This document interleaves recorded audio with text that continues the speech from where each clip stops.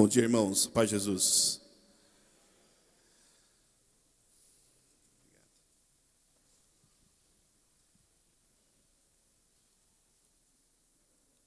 Talvez os que não estavam aqui ontem, só é importante eu avisar um pouquinho. Eu estou numa recuperação de uma cirurgia e a ideia é ficar em repouso, né? Então, ontem à tarde, por exemplo, eu fui para casa para poder fazer o repouso e cá estou. A ideia é eu não me alterar aqui, então, por favor, quando estiver me alterando, vocês fazem só, calma, dá uma segurada. E tentar ficar o mais paradinho possível aqui. Mas me sinto no dever de poder partilhar com vocês a palavra. Então, nesse tempo que eu estou coordenador do Ministério de Música e Arte dessa diocese, eu tenho como uma grande missão que Deus me deu, um chamado que Deus me fez. E nós vamos falar muito sobre isso, sobre chamado, sobre missão. O que nós compreendemos de tudo isso. Então, eu digo para que vocês se preparem, para que as coisas fiquem em ordem, se coloquem em ordem para nós, como servos de Deus, nós que dissemos sim ao nosso Senhor, mas que as coisas tenham ordem, que haja prioridades, que nós possamos entender o que é de verdade ser um missionário. Pega a sua Bíblia em 2 Coríntios, no capítulo 4.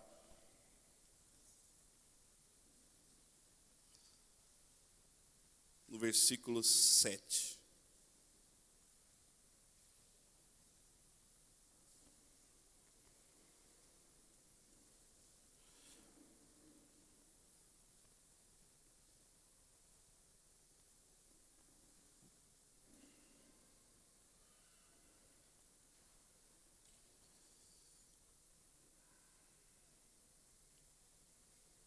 Vamos partir do versículo 6, um versículo anterior aí.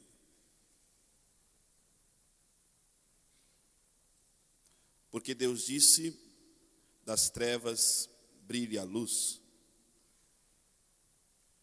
É também aquele que fez brilhar a sua luz em nossos corações, para que irradiássemos o conhecimento do esplendor de Deus, que se reflete na face de Cristo.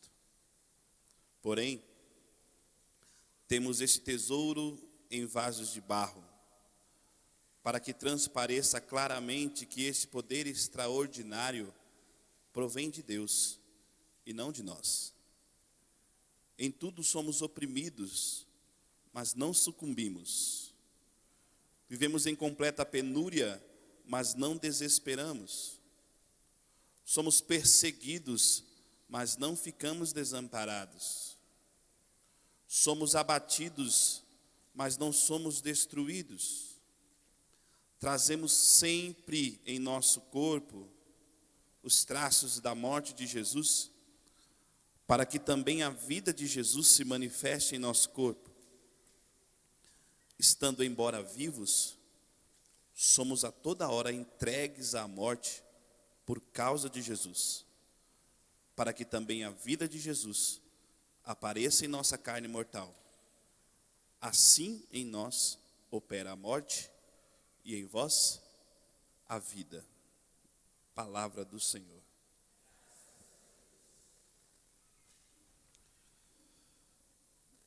Desde quando nós, coordenadores do ministério, tanto eu quanto os coordenadores regionais, nos reunimos para rezar por esse encontro, pelo ministério, o Senhor já trazia para nós essa palavra, e nós fomos meditando tudo isso. Particularmente, eu tive uma conversa com o Jailson, da região Itapevi, e fizemos uma partilha também sobre essa palavra. Então, o que nós vamos meditar aqui é fruto também dessa partilha. O Senhor nos aponta, através dessa carta de Paulo, a imagem do vaso.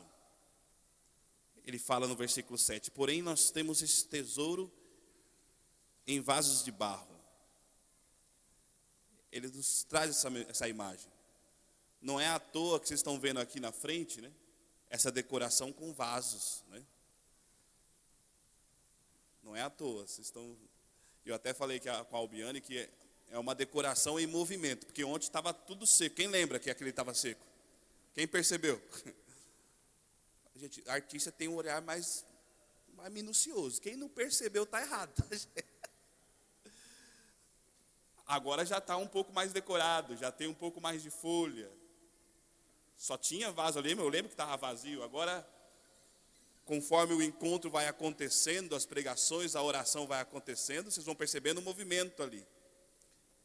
E essa é a ideia do que está acontecendo e que deve acontecer conosco.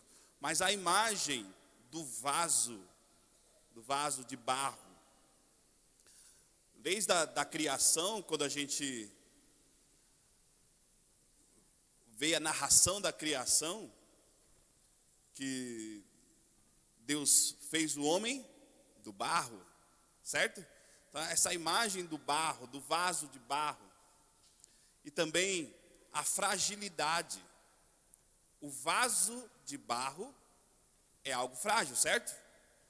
Eu tenho isso como, você tem que tomar todo um cuidado, né? Tomar todo um cuidado, porque é um vaso e se você não tomar cuidado, pode cair, pode quebrar e já era, né? Já não tem mais conserto, porque é frágil. Quando se fala de vaso de barro, Paulo nos compara a vaso de barro, ele está dizendo, nós somos frágeis. Existe uma fragilidade. Eu preciso olhar para você e dizer isso para você. Irmão, você é frágil. Muito frágil.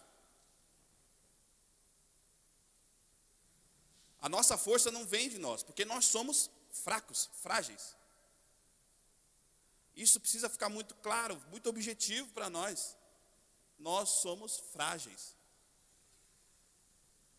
Ah, mas eu estou há muito tempo no movimento, estou muito tempo na igreja, eu já sei já todos os perrengues que a gente pode passar. Tá, mas você é muito frágil, mesmo assim. Pela graça de Deus, pela misericórdia de Deus, esse ano eu completo,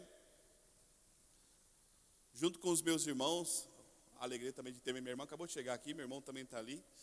Nós três completamos esse ano, no mês de fevereiro, não sei se foi fevereiro ou março, acho que é março, 30 anos de batismo no Espírito. Nós fizemos o retiro de primeira experiência, no ano de 1992, no carnaval de 92, e ali fomos batizados no Espírito, e ali também, logo acabando o retiro, eu lembro que o Rogério, que era o coordenador do Ministério de Música do grupo de oração Cristo Rei, ele montou o Ministério Cristo Rei, e ele chamou a gente para poder fazer parte desse ministério.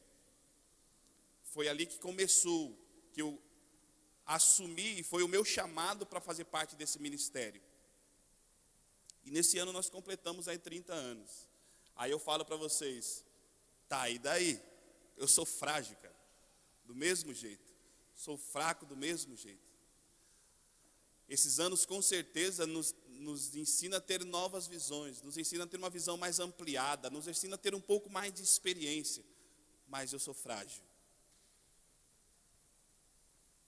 Eu lembro daquela passagem de Reis, no capítulo 19, quando você vai ver o profeta Elias, que ele acaba de sair, acho que da grande missão de Elias. Se você for ver o que Elias faz ali com os profetas de Baal, quem conhece essa passagem? Cara, que estrondo, né? Ele vai, ele realiza um milagre, ele começa a desafiar os caras, fala assim, vamos ver qual é o Deus verdadeiro, se é o Deus de vocês ou o nosso Deus.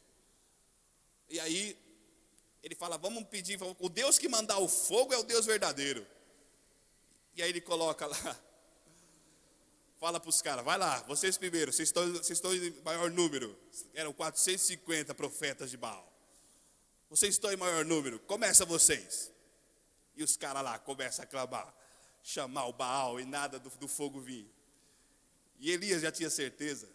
E ele começa a caçoar dos caras, porque os caras já estão lá há mó tempão, gritando e nada de vir, nem uma fagulha de fogo. E Elias começa a tirar sarro, vai, grita mais alto. Eu não posso gritar mais alto, tá, gente? Grita mais alto, chama ele, talvez ele esteja viajando, o Deus de vocês deve estar dormindo, vai, canta mais, imagina, olha a audácia, a autoridade.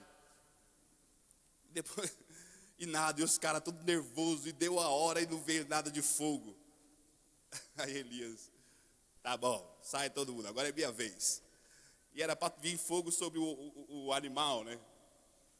Aí ele falou, não, qual é? Cerca de pedra. Aí cercou de pedra, ele falou, agora taca água. Mas não é para vir fogo, não quero saber, taca água. Vai vir fogo, vai acabar com tudo, taca água. E começaram a encher de água, olha a audácia. Autoridade. E aí veio, daqui a pouco foi na hora que falou, Senhor, para que esse povo creia aqui, manda fogo. E veio o fogo e acabou com tudo aquilo. E ele não estava contente, mandou matar todo mundo, matou todo mundo. Morreu os 450. Estava todo mundo morto, e Elias foi, imagina só, o povo que via isso, esse é o profeta de Deus. Mas aí chegou no ouvido da rainha, da princesa, aí falou, está atrás de você. Olha só, um profeta de Deus, cheio da autoridade, usado por Deus. O que aconteceu? Teve medo. Fugiu. E não só isso, ele desejou a morte. Sabe por quê? Porque é frágil. O poder não vem dele. Não importa o tanto de missão que você fez. Não importa tanta coisa que já aconteceu através da sua voz, do seu ministério. Você é frágil, porque o poder não vem de você. Porque se você vacilar, você vai estar como Elias estava, querendo desistir de tudo, querendo parar com tudo. Quantas pessoas não pararam? Agora, nesses últimos tempos. Que prova foi essa que nós vivemos, a humanidade toda passando o que nós passamos? Uma loucura que foi essa doença.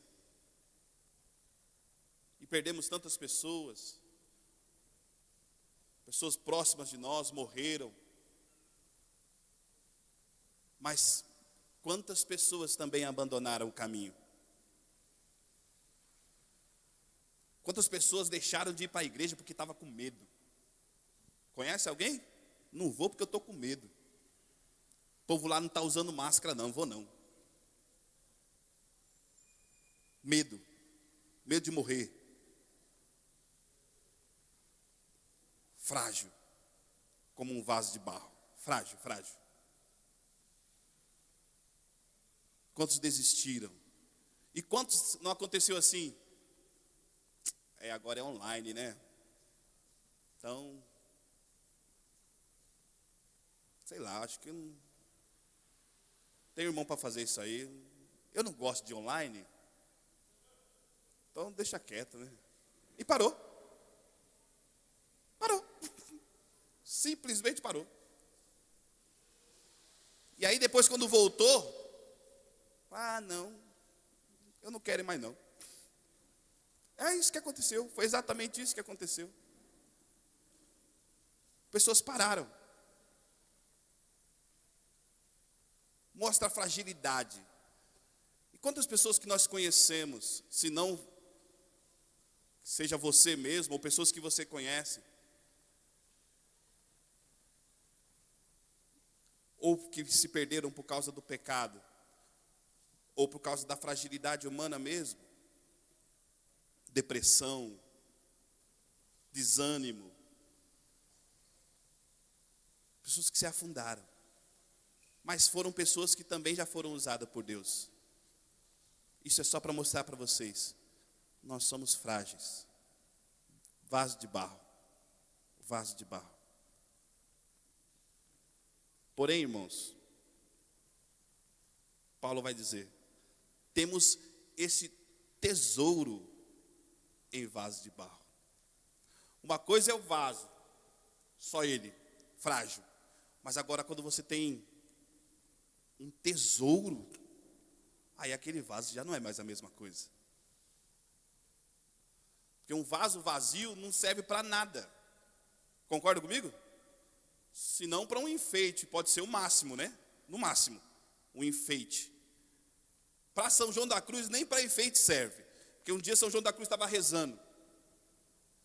E ele querendo mergulhar ali em Deus. E ele abriu os olhos assim para contemplar o Senhor, mas tinha um vaso aqui para enfeitar do lado. E ele, direto, ele tirava os olhos de Cristo e ficava olhando para o vaso, porque o vaso estava enfeitando ali.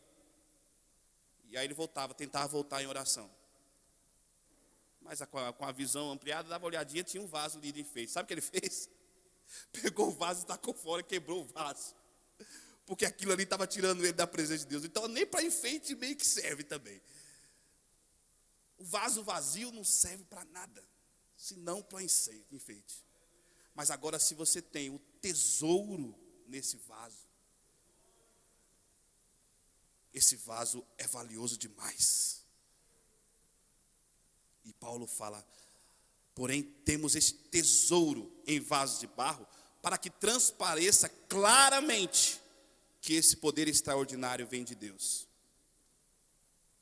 Portanto, irmãos, a nossa vida missionária, a nossa missão como Ministério de Música e Artes, a nossa missão como cristãos, é entender isso. Eu sou vaso frágil, mas eu carrego dentro de mim esse tesouro imensurável. É um poder que não vem de mim, é um poder que vem de Deus. É como o Edivaldo falava ontem, é essa fonte que jorra, que flui. Mas não sou eu o dono dessa fonte. É Ele quem coloca em nós, é Ele quem diz isso. Vai jorrar aí do teu peito essa fonte. Portanto, irmão, nós somos esses missionários, cristãos, católicos, que entendemos que o poder vem de Deus. E o vaso, a pessoa que entende isso, que nós somos esse vaso de barro frágil, mas que carregamos um tesouro, precisamos entender que isso é constante e precisa ser constante. Ou você é aquele que só coloca o tesouro dentro de você quando você vai para a missão? Entende a diferença? Ou você entende que, olha, agora vai ter grupo de oração, cadê o tesouro? Traz aqui, porque eu preciso colocar no vaso.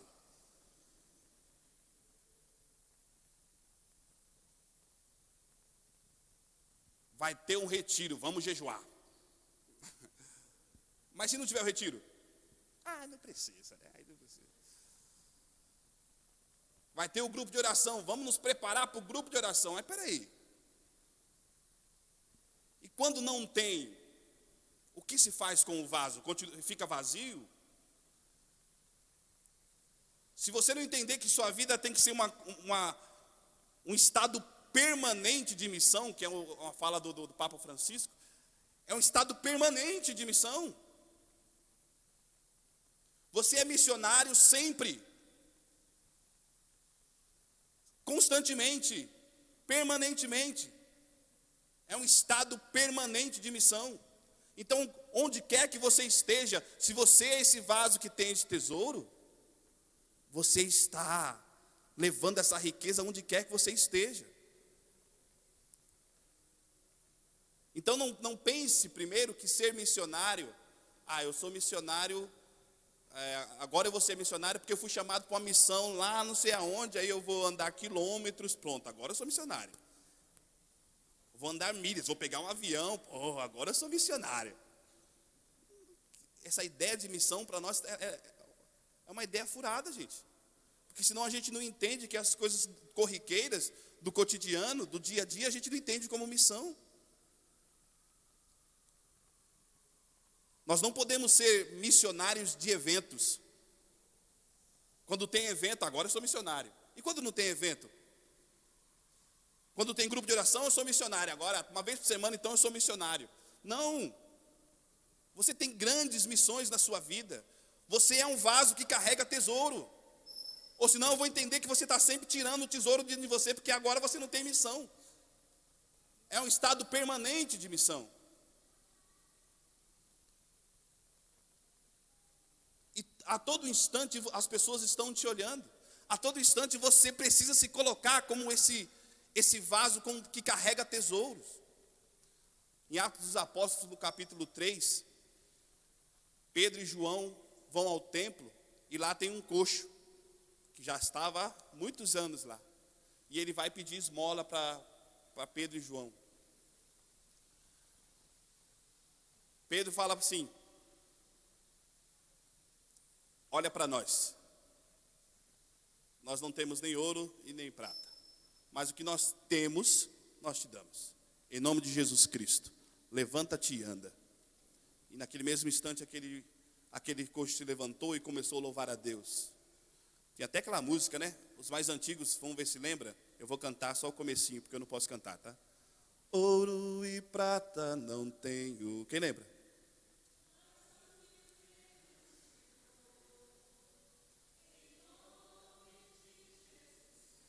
O pessoal da antiga, né, cara?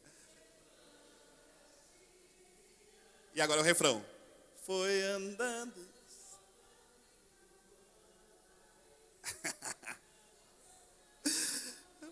Essa é dos anos 80, fica tranquilo.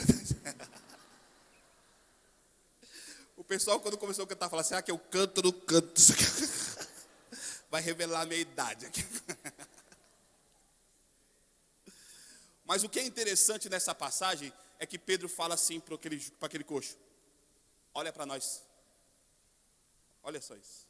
Ele fala isso. Olha para nós. Ele tem certeza do tesouro que ele carrega. Ele não está olhando, ele não está falando para olhar para a sua fragilidade, não. Ele está falando assim: ó, aqui existe um poder. O que eu tenho, eu te dou. Olha para nós, olha para nós. Você tem coragem? Você, como um vaso cheio de tesouro, você tem coragem de olhar para as pessoas e falar: pode olhar para mim? Em todas as situações da sua vida, no ordinário da vida, você pode falar para as pessoas: olhe para mim?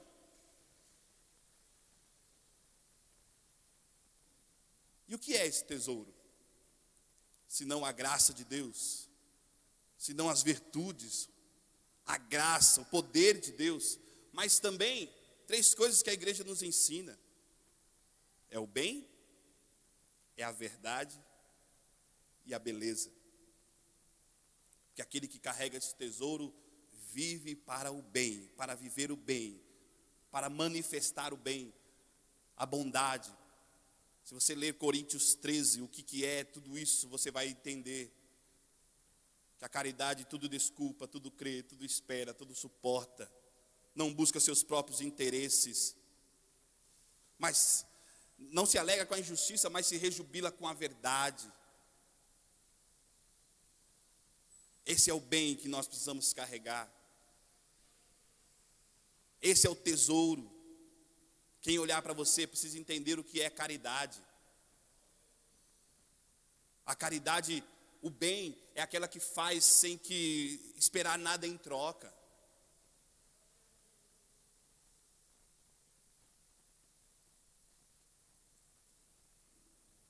A verdade, o tesouro da verdade. A pessoa quer buscar a verdade. Tem um único interesse pela verdade. Fala a verdade. Quem tem esse tesouro não mente. Não vive na mentira. Não vive na falsidade. Fala e vive a verdade. Tem coerência de vida. Aquilo que prega é aquilo que vive. Aquilo que ministra é aquilo que vive. Não tem nenhum tipo de incoerência.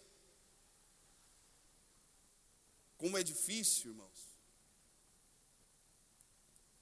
Nós estamos acostumados assim, a lidar com um povo que não entendeu a questão madura da vida. Irmão que fala que vai e não vai, fala que vem e não vem. Eu vou estar chegando aí. Está chegando que hora, irmão? Nem saiu de casa ainda. Fala que vai para o compromisso, pode contar comigo. E não aparece. E nem sequer dá a sua justificativa. Irmão que tem um encontro como esse, sabe que tem um custo, tem que pagar, não paga e também não fala nada. Como se o pessoal que engula, só que se vire. Tem um compromisso, fala, eu não consigo pagar, posso ir? Fala. Não vive a verdade, se esconde.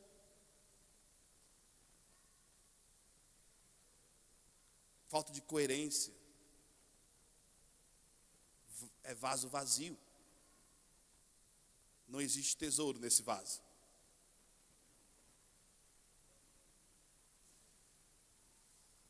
Outro tesouro chamado da beleza, que busca aquilo que é o belo, aquilo que é o perfeito. O que você tem enchido o seu imaginário? Do que você tem se enchido? Como está a sua mente? Do que você tem visto? Está se ocupando com o quê? Tem assistido o quê? Está se demorando com o quê? Contempla o quê? Porque a boca fala daquilo que o coração está cheio. O que você tem preenchido aí a sua mente? O que você fala? O que você conversa? Coerência de vida. Quem tem esse vaso cheio de tesouros, entende que em todos os ambientes precisa manifestar o bem, a verdade e a beleza. E porque eu sou um vaso em estado permanente de missão, eu agora que sou casado, minha esposa está aqui, tenho minhas filhas, eu preciso ser esse vaso cheio de tesouro na minha casa, constantemente.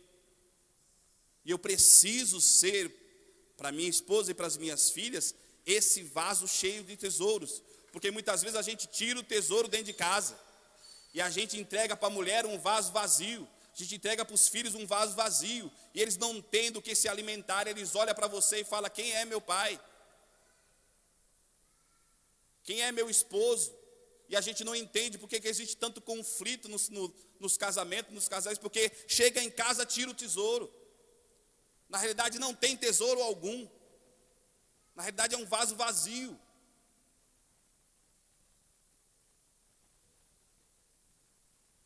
Se você não tem a ideia de que a sua família é uma missão para você, você não tem nem que pisar dentro de uma missão dentro da igreja. Não queira ser missionário em lugar nenhum se você não é missionário na sua casa, se a sua família não é uma missão para você. Vai procurar no catecismo e vai entender, lá no catecismo fala que a família é a missão do cristão, a primeira missão do cristão.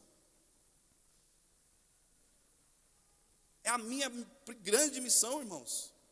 Eu falava isso com a Rafaela um dia desse, a gente partilhando, porque a gente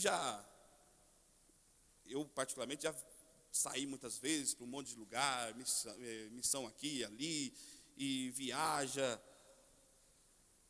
E quando a gente era jovem, estranho falar isso, quando a gente era jovem, cara, a gente se enchia de coisa, velho. Eu olhava a agenda assim, ó, vixe, velho.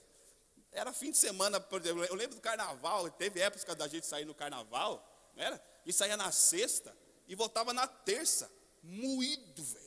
E ia para um canto, ia para o outro, e viajava e tal. Chegava em casa feliz, chegava, mas arrebentado. Mas a gente podia fazer isso, porque a gente era jovem. Agora, irmãos, eu tenho uma esposa com 2 filhas e ela está grávida agora. Você acha legal eu ficar 5 dias fora de casa? Ah, eu sou missionário, em nome da missão. Aquela frase, né? Eu vou cuidar das coisas de Deus e Deus cuida da minha. Foi Deus que casou, não, irmão? Fui eu. Eu que devo cuidar. Eu tenho a obrigação e missão de cuidar da minha família. Se eu aceitar qualquer coisa, tudo tem que estar de acordo com ela. Tem que estar de acordo, porque senão vira um conflito, vira uma loucura dentro da tua casa, em nome da missão. Eu lembro que o Edivaldo já falou isso, tem nego que sai para a missão e deixa a lâmpada queimada em casa. Vocês entendem isso?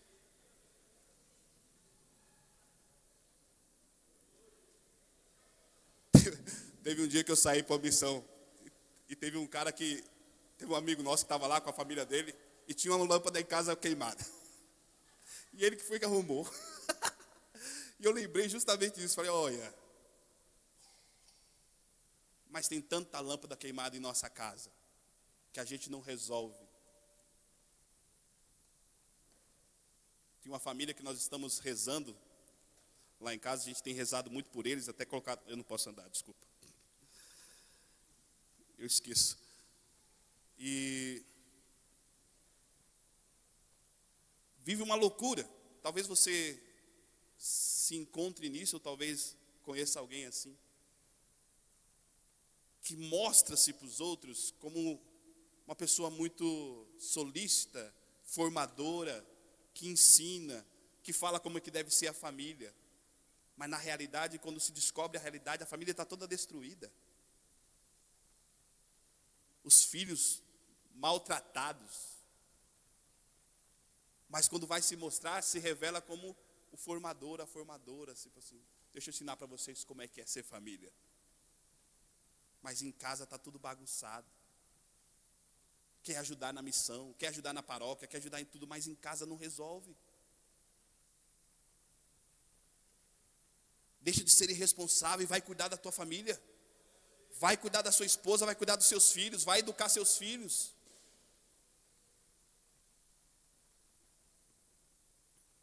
Primeira Pedro vai dizer assim para as mulheres: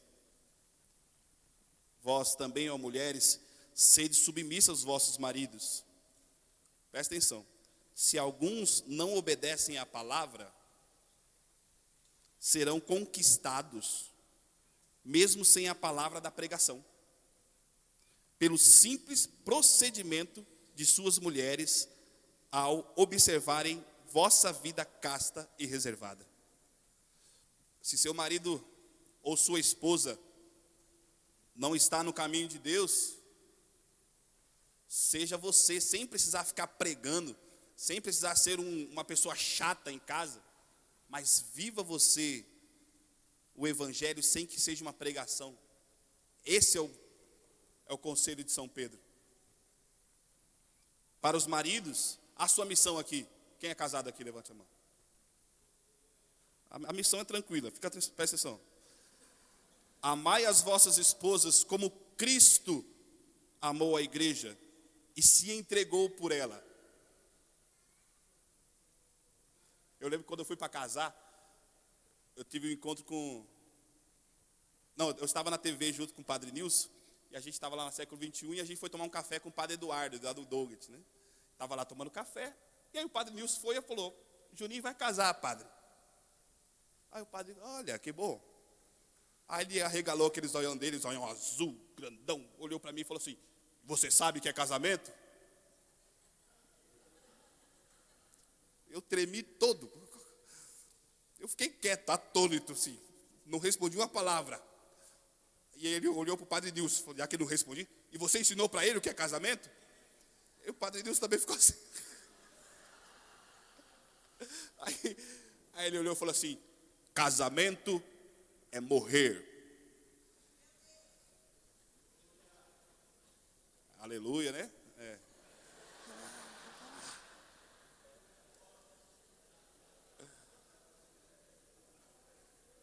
Aleluia.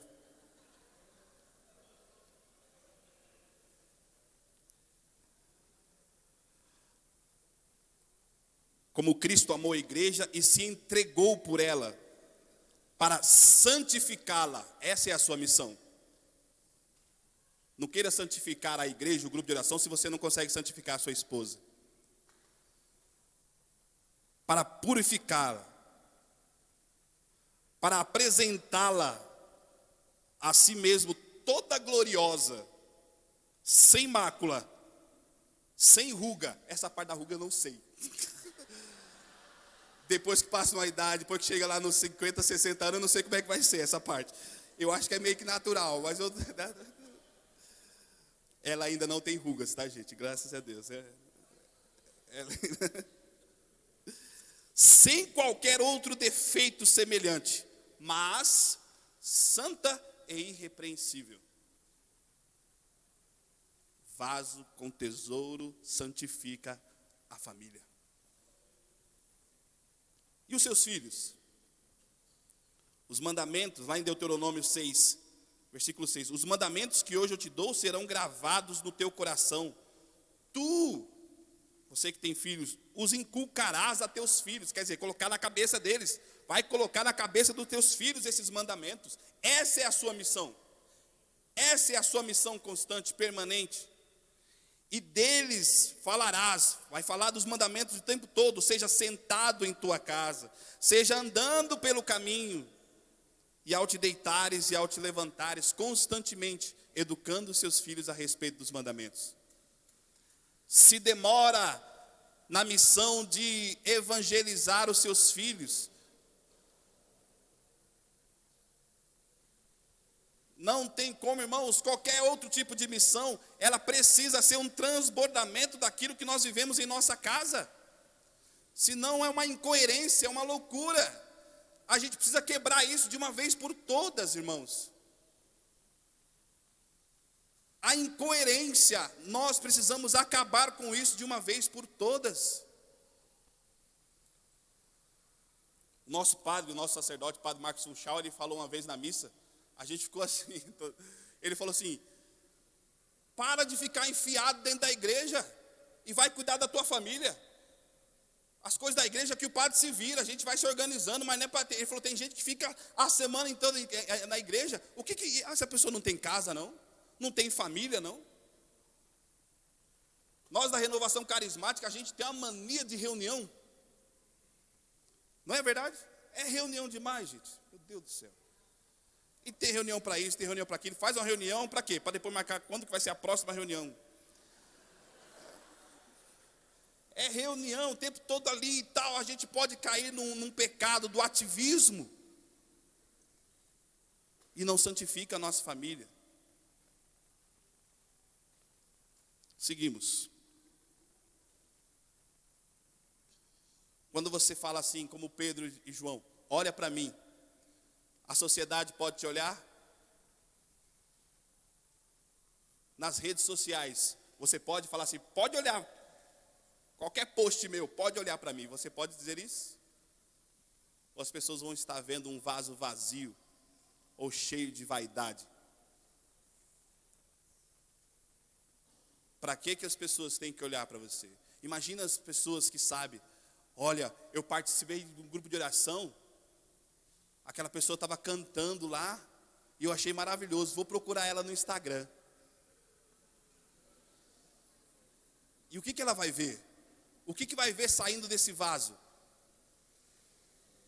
Vai ouvir as mesmas músicas que você cantou no grupo de oração, irmão? É isso que vão ver? Um vaso transbordando desse tesouro, ou um vaso transbordando de água suja, podre? É isso que vão ver? Ou você se exibindo, se expondo? Ah, mas eu achei tão bonito, mas não estou vendo nada aqui. É como se fosse duas pessoas, duas caras, duas realidades.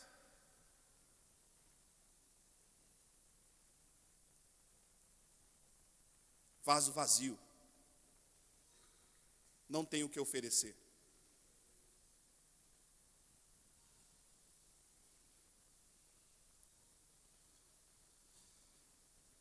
E por fim, dentro do nosso grupo de oração, dentro da igreja, nós recebemos um chamado específico. Vocês entenderam que até então não falamos de música, agora vamos falar da música. Até então, nós entendemos que existe um chamado do Ministério de Música e Artes, Deus nos chamou para isso. Dentro do grupo, dentro da igreja, eu preciso responder a esse chamado.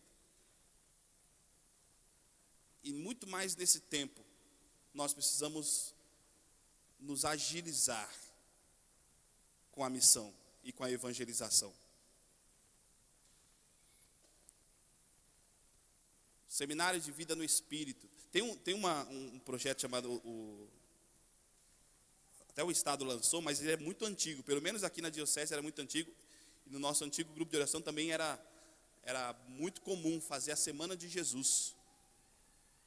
Onde você sai do ambiente da igreja e vai na casa da pessoa e faz ali o querigma, dia por dia, todos os dias. Cara, quantos frutos nós já vimos nisso aí? Quantos frutos? Quantas pessoas são frutos da Semana de Jesus? Precisa de muita coisa? Não. Precisa de um músico, de um pregador. Os dois já dava. Mas pode vir mais pessoas para poder ajudar. Escolhe uma casa. Fala para pessoas, podemos vir aqui a semana toda. Fala com o seu coordenador de grupo. E você se coloca à disposição. Você se coloca à disposição. Porque você é um vaso que transborda tesouro. Você tem um tesouro, o poder de Deus está em você. E você vai lá e vai ministrar na casa daquela pessoa o querigma, o amor de Deus, falar sobre o pecado, falar sobre o senhorio de Jesus, a fé, a conversão, o batismo no Espírito Santo. Coisa mais simples que pode acontecer. Simples, simples, simples. Fala para a pessoa, não precisa fazer nada não. A gente só precisa que você chame os seus familiares, seus vizinhos aqui. Eu lembro que a última vez que a gente fez Semana de Jesus, tinha lá uma coisa de 5, 6 pessoas. Mas a gente fez. A gente não pode se contentar, irmãos, com um grupo de oração vazio, não. Ah, meu grupo de oração é pequeno mesmo. Pequeno nada, porque você não vai atrás do povo. Não, tem que ir, a gente não pode se contentar. É como se fosse uma falsa humildade. Ah, meu grupo de oração tem 5 membros. E a gente é fiel a si mesmo. Tá, mas beleza, quanto tempo vai ficar com 5 membros no seu grupo de oração? Vira falsa humildade. Acha que está fazendo bonito. Porque está perseverante só porque tem 5. Não é importante pregar para multidões, não. Se tiver 5 pessoas que nem meu grupo de oração, tá bom. Mas vai ficar nisso até quando? Vai deixar de evangelizar até quando? Toma coragem. Vamos para as casas. Vamos até as pessoas. Ou a ideia é fazer um post no Instagram e falar, hoje vai ter grupo de oração. Quem viu, que vá, e que tenha coragem de ir, que tenha ânimo de ir. Não existe isso, gente. A gente se contenta com um postzinho de WhatsApp para o povo ir para o grupo de oração. Tem que ir. Tem que ir atrás das pessoas. Eu lembro de tantos testemunhos que a gente ouvia dos ministérios de dança e teatro, que saía, aqui mesmo na Diocese de Osasco, tinha aquele projeto Solo Sagrado, que os irmãos iam para os hospitais, os irmãos iam para as ruas, para as praças, e quantos testemunhos que não aconteceu naquilo. Eu lembro de um testemunho do pessoal lá de Piracicaba, que foram fazer uma dança no Dia das Mães, no meio da praça. Levaram um sonzinho lá, e foram fazer a dança. Uma dança. E a ideia é que depois da dança, começasse a distribuir abraços para quem tivesse parado lá para ver. Esse era o plano da evangelização. Cara, e fizeram. E saíram abraçando o povo depois da dança, porque o pessoal parou para ver. E entregavam para eles ali, ó. Tem um grupo de oração tal dia, você pode ir? E, enfim. Aí passou um tempo, foram lá e começaram a falar dessa missão. Nós fomos lá, tal, na semana passada, nós fizemos isso e isso. A pessoa que estava organizando, levantou a mulher do meio da assembleia e falou assim, eu estava na praça, eu nunca tinha vim hoje aqui participar por causa daquele abraço que você me deu. É difícil. Vocês entendem? Existe um poder extraordinário e que nós estamos paralisados. Entenda isso, irmãos, para a gente finalizar, toda missão, ela é um sacrifício.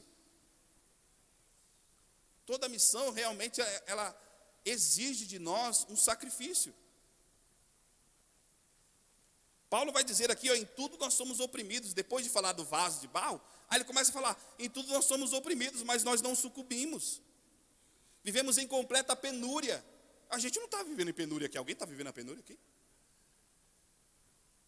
Mas nós não desesperamos. Somos perseguidos, mas não ficamos desamparados. Somos abatidos, mas não somos destruídos.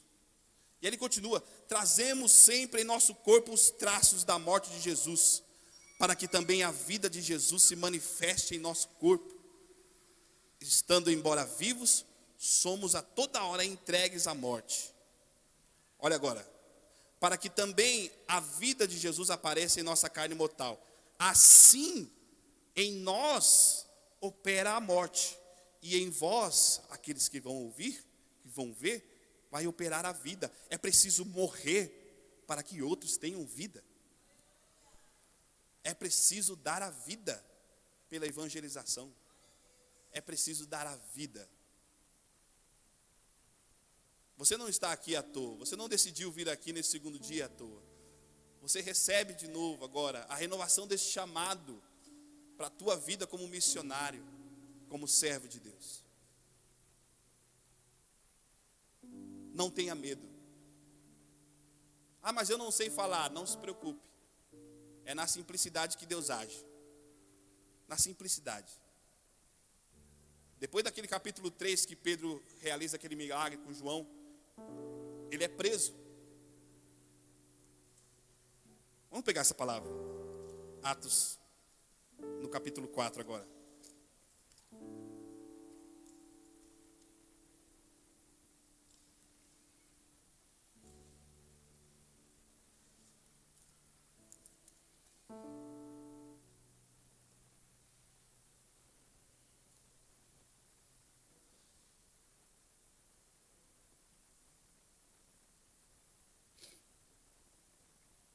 E eles estavam presos, no capítulo 4 ali. E vai dizer ali no versículo 5. No dia seguinte, reuniram-se em Jerusalém os chefes do povo e os anciãos, os escribas, com Anás, sumo sacerdote, Caifás, João, Alexandre e todos os que eram da linhagem de pontifical. Colocando-os no meio, perguntaram, olha só, com que poder ou em que nome fizeste isso? Então Pedro, cheio do Espírito Santo, respondeu-lhes, chefes do povo e anciãos, ouvi-me. Se hoje somos interrogados a respeito do benefício feito a um enfermo, e em que nome foi feito, que foi ele curado, ficai sabendo todos vós e de todo o povo de Israel, foi em nome de Jesus Cristo Nazareno. Vamos para o versículo 13. Vendo eles a coragem de Pedro e de João, e agora sim, e considerando que eram homens, o que, irmãos?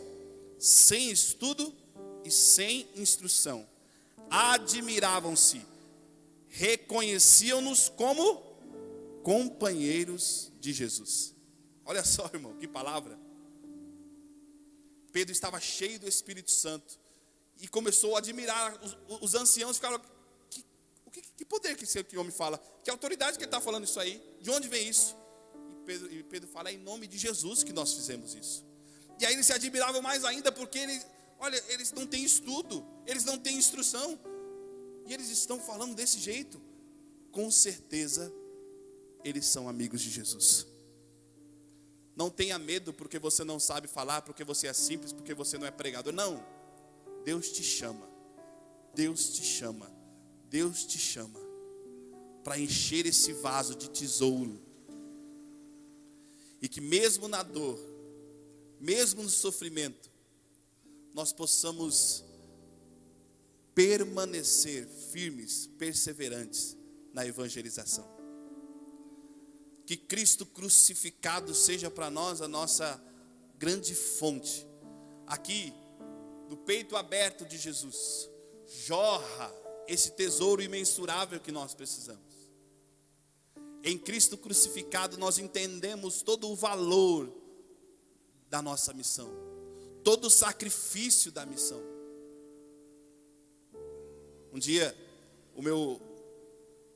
a Rafaela foi conversar com o nosso fundador, o Rogério, sobre a vontade que ela tinha ainda quando era solteira. Ela tinha vontade de fazer missão, de ir para a África, de ir para o Marajó, e ela falava isso para ele: eu quero muito ir, a igreja me chama, tal. E o Rogério, ele falava assim: só aceite uma missão quando essa missão for um sacrifício para você, não um prazer. A missão é sacrifício. A evangelização é sacrifício, não é prazer. Tudo bem que para nós que somos músicos, artistas, existe um prazer sonoro. A gente gosta de música, a gente gosta de tocar. Existe um prazer musical, mas não é disso que eu estou falando. É quando exige de você renúncia, exige de você morte para as suas vontades. Mas você quer simplesmente atender ao chamado do crucificado. A nossa missão está aqui, fundamentada em Jesus crucificado. É nele que nós encontramos a fonte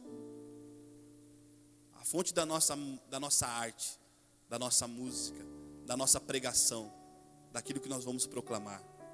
Eu queria convidar você a se prostrar diante de Jesus crucificado. Vou chamar aqui a Josi para continuar esse momento.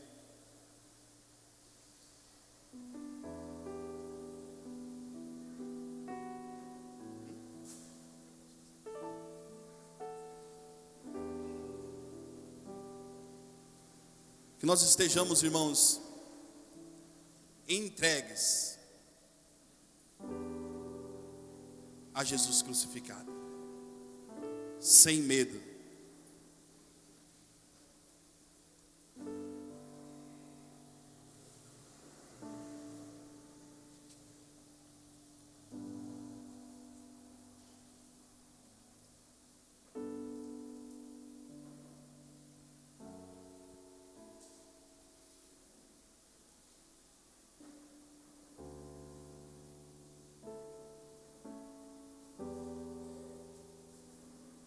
Senhor Jesus,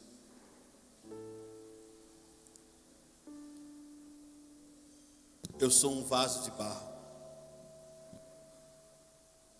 frágil,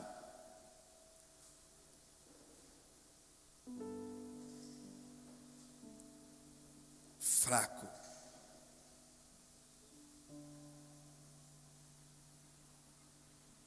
E eu coloco diante dos teus pés a minha fraqueza.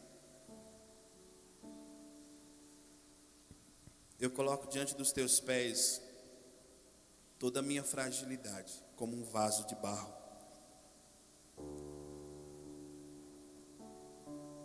Recebe, Senhor, a minha pequenez.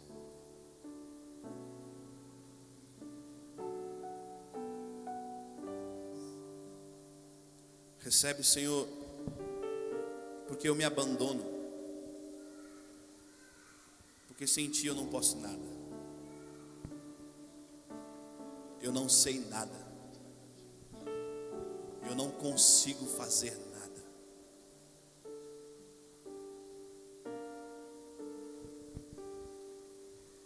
Mesmo na fraqueza, mesmo limitado, anunciarei teu nome. Mesmo pecador, espinho em minha carne, anunciarei teu nome. Das trevas brilha a luz, esse chamado queima em mim. Trago esse tesouro em vaso de barro, trago teu nome.